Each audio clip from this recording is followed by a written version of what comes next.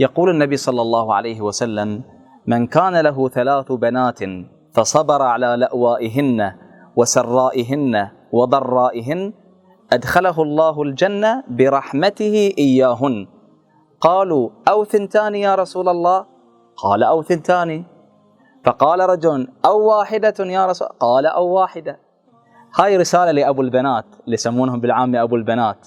لا تتفاجأ، لا تضجر، لا تستغرب من هذا الحديث، لأن من عادة بعض الناس أن يتشاءم من كثرة البنات. نقول بناتك لك بركة، وبناتك لك مفاجأة يوم القيامة، أنهما سبب دخولك إلى الجنة.